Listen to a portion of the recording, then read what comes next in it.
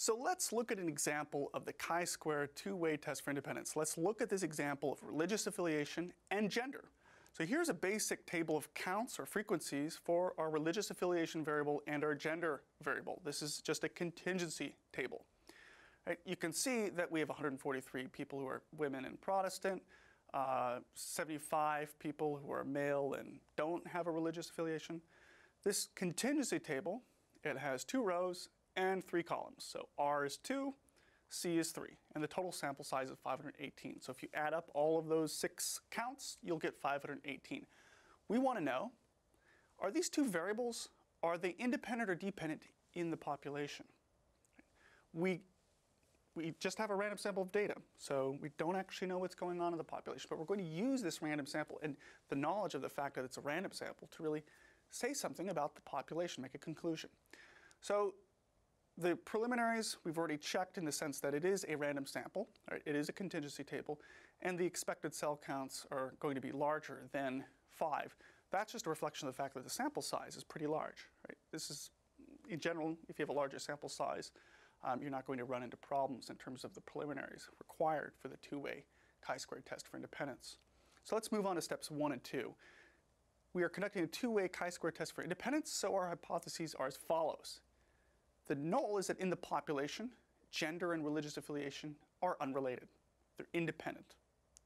The alternative is that in the population, gender and religious affiliation are related. They are dependent on each other. By convention, we're going to set alpha to 0.05. Then for step 3, we can calculate the chi-square test statistic. Right? This is based on not only the observed counts, but the expected cell counts. These are the expected cell counts under the assumption that these 2 variables are not related. So the expected cell counts are simply the row totals times the column total divided by the overall total. So for example, in the upper left cell of our contingency table, right, we have the row total is 283, the column total is 247, and the overall total, the total sample size, is 518. So that expected cell count is 135 roughly. Okay?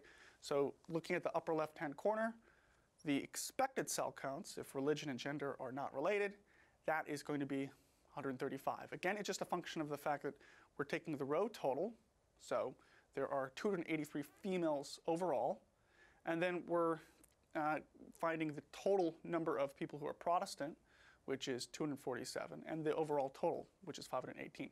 So the idea is we're going to have 6 cell counts that reflect expected cell counts under the assumption that the 2 variables are not related to each other. Okay?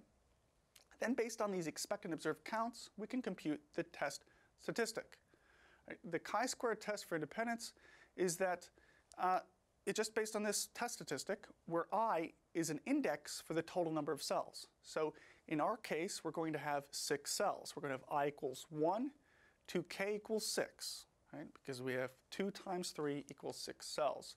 So we can calculate this by hand, and I strongly encourage you to do so. All you're doing is you're taking the expected cell counts minus the observed cell counts, squaring it so it's positive, and dividing by the expected cell counts. And you're doing that for each cell. Right? So you're going to do this 6 times. You're going to have 6 terms. When you add all this up, you get this chi-square test statistic of 5.659. This is sort of a standardized measure of how consistent our data is with the null hypothesis. And this chi-square test statistic, it's plotted on a chi-square distribution model with degrees of freedom governed by the number of rows minus 1 times the number of columns minus 1.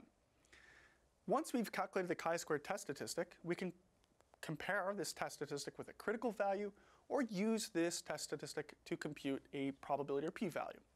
So the critical value is that the idea being that if our chi-square test statistic is greater than or equal to the critical value, then we can reject the null of independence in the population. So setting alpha to 0.05, right, and using the degrees of freedom for this table, our critical value is 6. Okay?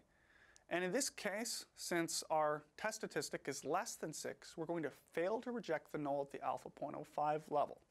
Right? In this case, we failed to reject the null of independence, so we conclude that gender and religious affiliation are in fact not related to each other. You can also compare and calculate a p-value. So for the chi-squared test, the p-value is simply the probability of obtaining a chi-squared test statistic greater than or equal to the one we've obtained. So the p-value is that alpha, if we have a p-value less than alpha or equal to alpha, then we're going to reject the null hypothesis of independence. So in this case, the p-value is greater than 0.05, so we're going to fail to reject the null at the alpha of 0.05 level. Right, that area under the curve to the right of 5.65, to the right of or including 5.65, it's larger than 0.05, so we fail to reject the null hypothesis. Based on the critical value of the p-value, we can make a conclusion. Now, this is a statistical output using statistical software. They call it Pearsons chi-squared test. This just refers to the fact that Carl Pearson, one of the founders of statistics, was influential in developing this test. The key point here is that just as before, okay, we are given the observed and expected cell counts, as well as some additional information, which I describe here. And we're also given the chi-squared test statistic, which is what we can calculate by hand. We're also given the degrees of freedom, and we're also given a probability or p-value. Right? The probability value is just above 0.05, so we fail to reject the null. We don't have enough evidence, right? So in this case, we say, well, we think that these two variables are in fact unrelated, right, in the population. So we make a conclusion, right? These findings suggest there are no major religious differences between young men and young women in the population. Now, we might consider increasing the sample size or breaking down to more religious groups to really further our analysis. But at that point, we can say that we really have made a conclusion about the population using this random sample of data from that population.